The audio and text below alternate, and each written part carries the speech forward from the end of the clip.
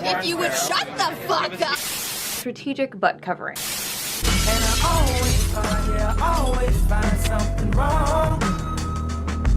You've been putting up with my shit just way too long. All right, next question. What is Oculus's approach to their clear gender gap and how you're gonna not port that into VR? Here's a better question. Why the fuck do you feminists always wear the same glasses? So I will address this carefully. I noted that there were some people online, even an article pointing out that Oculus Connect is mostly male. I will point out that in the selection process, there were very few women that applied. It was not that we selected for males, and in fact, women may have actually come out ahead in the selection process by a very slight margin. I'm not 100% sure what we can do. You know, this isn't a problem with VR. This is something that is widespread in the tech industry. And I don't think that virtual reality has any innate quality that really makes it immediately obvious that we're going to be the thing that has a lot more, women becoming interested in virtual reality and coming to developer conferences or becoming game developers. Well, he's got a point. For example, women thrive in some occupations and this just isn't one of them. Take nursing for example, where women made up for 92%.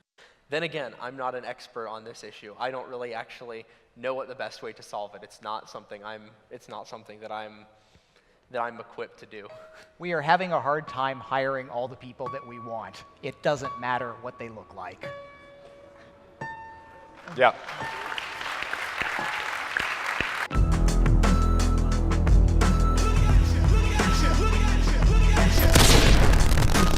Yes.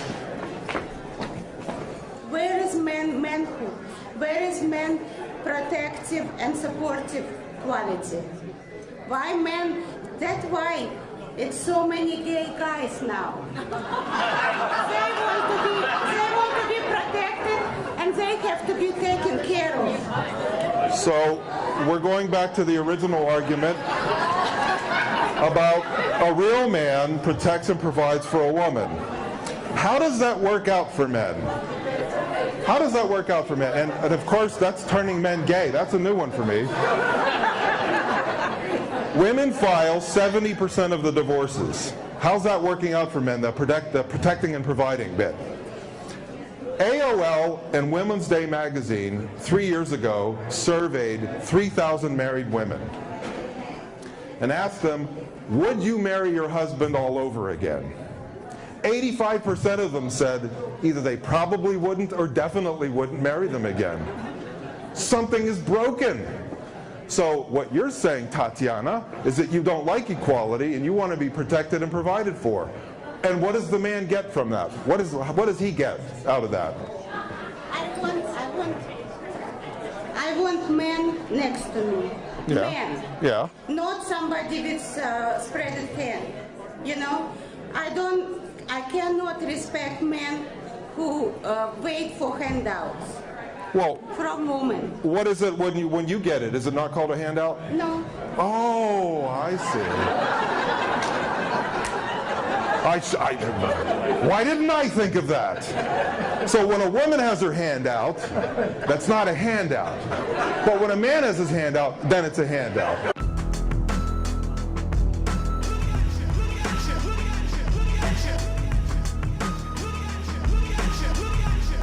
Why? Huh? Bitter? Are you bitter? You bitter. You sound very bitter. You sound really bitter. Really? You are very bitter. Very bitter man. A very bitter man. I'm a very bitter man because we have an 11th commandment in the United States. The 11th commandment is thou shalt never criticize a female. And if you do, you're a misogynist. And if you've noticed, I've criticized not males nor females, I've criticized behavior. And just because I'm not married currently doesn't mean I'm bitter. But I saw... What? I reek of bitterness. Why do you say that? Huh? What positive words have I said about women and men? It's very simple. I said treat each other like peers. Well, how's that not positive? The clip What? The clip rocks. You know that. Yeah, of course I know that. Of course I know that. She said the clitoral hood rocks. Of course it does. I would like to thank you for showing up. I hope you will visit my website, thenononsenseman.com. Unlike what these women in the back said, I am not bitter. I like women very much. Women, in my definition, are adults who like to be treated like equals and who can take care of themselves. Those are women, and I like them very much. And by the way, dear, they like me.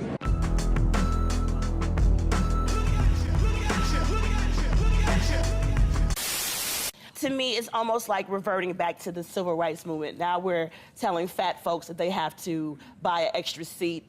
Not too long ago, my grandparents had to sit on the back of a bus. It's almost like segregating folks based on the way they look. I can't imagine. Did you really say that? Calm down. Don't act like you're offended by KKK. You're so offended by me saying that your approach is so tough. Why do you keep acting like a victim, though? That's what I'd like to know. First of all, well, I don't think we can let something about the KKK just sit there. I find that so incredibly offensive and offensive to the people who, at the hands of that despicable organization, have suffered. You are coming from a totally different place than Jillian is coming from. Why would you project something like that on Because stage? you're projecting it, own it. If it is what it is, I would respect you so much more. Say what it is. You have a problem with fat people. I would respect you so much more if you said, look, fatty, I can't stand you. I hate you. Get the weight off. No, I understand you're passionate about this. You know, this is a picture of you with your grandmother. And you obviously... I obviously hate her, don't I? Just hate her. Hate my mom, hate my dad. Why could you say something like that? You know nothing about me other than the propaganda. You know nothing May about I finish me. one statement? You know nothing about me. I haven't gotten to finish one statement. If you read my blog, if you go to actionagainstobesity.com, if you go to findingthin.com, you will find out what I really am. And then if you want to criticize me, criticize me. Don't criticize me based on what the pro-fat movement writes about me. I wouldn't like that person either. I did go to your website. But don't say that I hate a certain group of people when nothing could be further from the truth. Tonight at 9, he is one of the most outspoken critics of police use of force here in the Valley. But he gets some on-the-job training about use of force tonight. Very interesting stuff. Reverend Jarrett Maupin led protests and marches after Phoenix police shot and killed an unarmed man. Well, tonight he gets a chance to experience the split-second decisions that police have to make when encountering a suspect. And our Troy Hayden was right along with him tonight, getting the training as well. This must have been eye-opening. It was a really interesting experience. You know, we've all watched those protests all over the country after police officers are accused of shooting people who aren't armed. But what would happen if one of those protesters felt what it's like to wear a badge and then be put in a life or death situation himself? Oh shit, this is gonna be good. Grab a beer, stay lit, and sit back fam, because shit is about to get real. And as always, can I get a 1, 2, 3 Bill Cosby touched my doodle in the chat? So I'm gonna have you put the holster on right inside your belt loop there. Jarrett Maupin gets his weapon. You might recognize him as a high-profile organizer in the minority community. Just last month, he led marches on Phoenix Police headquarters after an officer shot an unarmed man. We want his badge, we want his gun, we want his job. Today, he accepted an invitation to look at things from the other side, agreeing to go through a force-on-force training session with the Maricopa County Sheriff's Office. 3 scenarios where you have to decide to shoot or not shoot. Scenario 1 is a call about a man casing cars in a parking lot. Maupin approaches the man and starts asking questions. Look. Where you have your hand in your gun? You're looking for your vehicle. What kind of car do you drive? Where you have your hand in your gun? What kind of car do you drive? It's my car, man. Oh. Maupin, the officer, is shot. It happens that fast. At what time did you think that it was time for you to address the use of force that was given? When he came to the back of the vehicle, and was hiding. You know, I could sense something was wrong. Scenario 2, a call of 2 men fighting. What's going on today, gentlemen? What's wrong with you? What's going on today, gentlemen? What do you want? What's happening here? What's wrong with Back you? up. Huh? What are you doing, man? Hey, he shouldn't approach me. He shouldn't approach me. He shouldn't approach me. He shouldn't approach me. What happened in there? Yeah. What are you doing? You just shot him? Hey, he rushed me. Tell me why you shot. Well, I've shot because he was within that zone. You know, I felt there was an imminent threat. I didn't necessarily see him armed, but he came clearly to do some harm to the officer, to my person. It's hard to make that call. It shakes you up. Again, an unarmed man was shot. Scenario 3, a call about a possible burglar walking down the street. Maupin gets him on the ground. He's not complying. I need you to keep your hands up, sir. For what? Because I need to check that waistband. Well, why? What are you doing, Because I don't know what you have under there. Everybody, look at this guy. What are you doing? No shots fired, but the suspect did have a hidden knife in his waistband. I went through the scenarios too, without seeing what Maupin did. Do you have keys, or do you have anything to show me that? Don't worry about it. No, I need to talk to you. Come on out over here. Well, I'm dead. Maricopa County Sheriffs, get on the ground. Get on the ground. Both of you, get on the ground. Get on the ground. For what? Get back. Get back. Same results for both of us. Things happen very fast out here. I asked Maupin what his biggest takeaway from this exercise will be.